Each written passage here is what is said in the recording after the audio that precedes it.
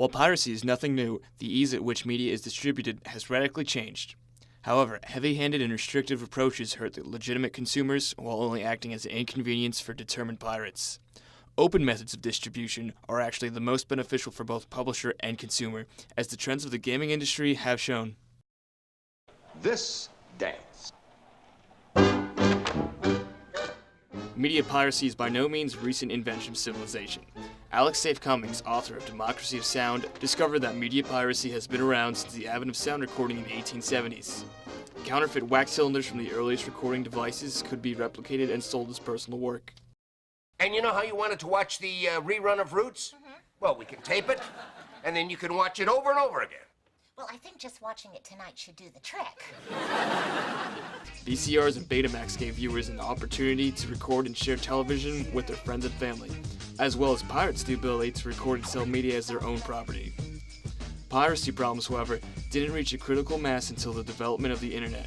Suddenly, media was able to be coded and redistributed amongst millions of users for virtually the same cost of producing a single piece of media content. The pirates are out to get you.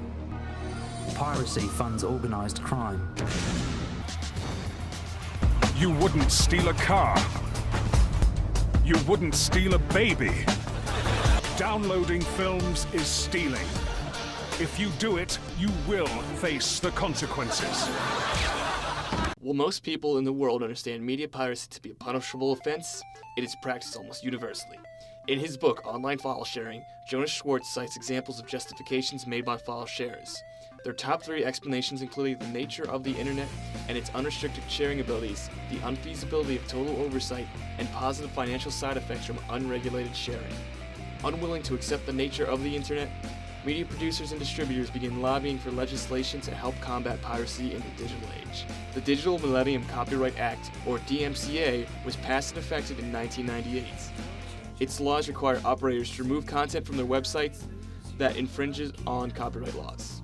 In contrast, the SOPA and HIPAA Acts seek to shut down entire domains for such content violations. Shut it down. Shut it down! That's it! Outrage over these pending acts has caused media users everywhere to band together in order to fight what they consider to be a blatant form of censorship. Websites like Reddit and Wikipedia have even blocked out their content for an entire day in protest of SOPA and HIPAA. Both of their websites could be blocked out if the acts were ratified.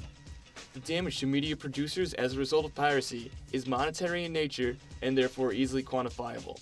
However, the harm being caused by copyright acts on society is less tangible. In his book, Free Culture, Lawrence Lessig points out 3 major harms anti-piracy laws have caused amongst the public. His first assertion is that because the laws for copyrighted material are unclear and the fines astronomical, a large number of creative works will either be left untapped or never be exercised in public. Secondly, he claims that it stifles the ability of innovation in previously established fields. For instance, MP3.com was established as a sort of music lockbox. It allowed users to access music anywhere with an internet connection, providing the user had already purchased and uploaded the CD to their site. Shut it down! However, citing copyright infringement, MP3.com was sued by all 5 of the major record labels, only to be bought by one of them a year later.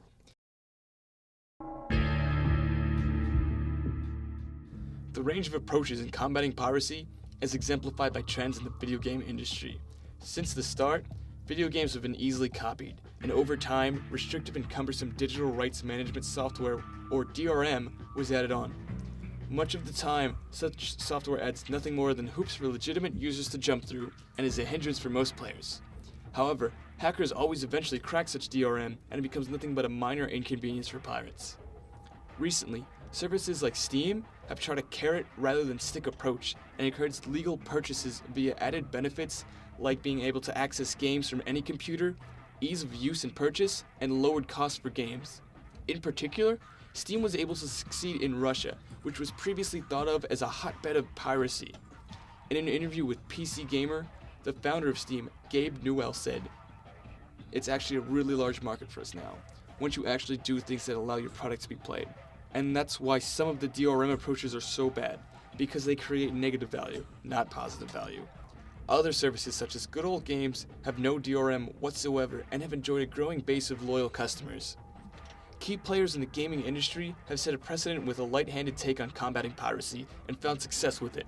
Other media industries could take note of this by working for their customers rather than try to fight them with overbearing rules and restrictions.